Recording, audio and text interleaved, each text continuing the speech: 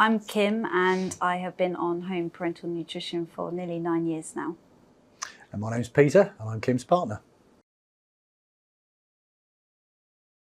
FEAR stands to face everything and rise, but it's known as FEAR. It just has taken that kind of that route, and so it's known as the FEAR charity. So that was set up.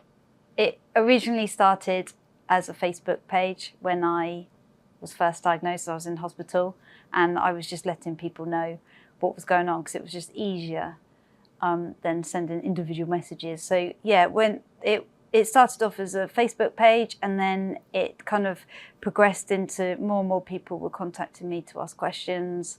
And then when I started going on holiday and was discharged and was doing more and more outside the hospital, I was getting more questions from people across the country that were also on PN as to how I was doing it or how I went about things.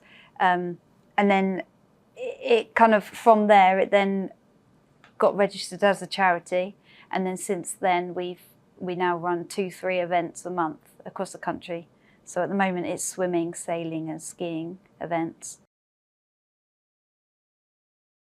I have a stock of specialised dry suits so people with central lines can swim safely, so they can borrow them for up to 6 months, because without that they wouldn't be able to swim. But also if you've got a growing child, they'll have to change their size every year and they're £400 a pot.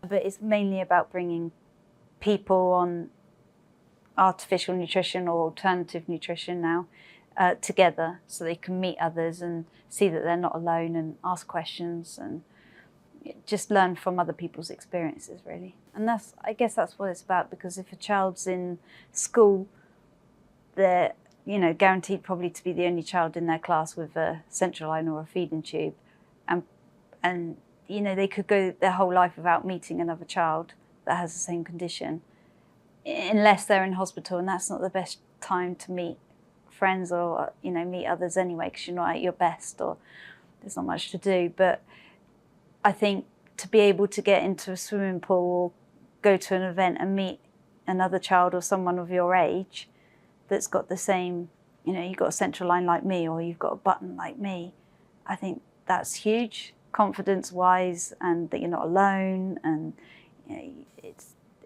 it brings a lot, I think, to be able to know that there's someone else out there and learn that they too also like football, or actually they are under the same hospital and they're not far to meet up outside of FEAR. The swim events are always 2 hours long, because I think that's a good amount of time to kind of get dressed, settle in and have a good amount of time in the water.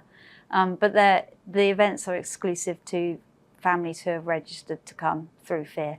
So they've all children or adults with central lines or feeding tubes, stomas, catheters, things like that.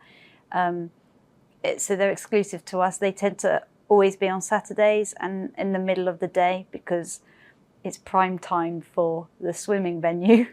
But it's better because there's a high proportion of people that aren't connected. So if it's too late, majority of people will be going home and need to be home to connect. So it's kind of late afternoon, always 2 hours, and they're around the country. Yeah, we have a specialised van that's been converted so they can access that and connect in a kind of as aseptic, sterile way as possible. But it's got all the facilities for them to do so.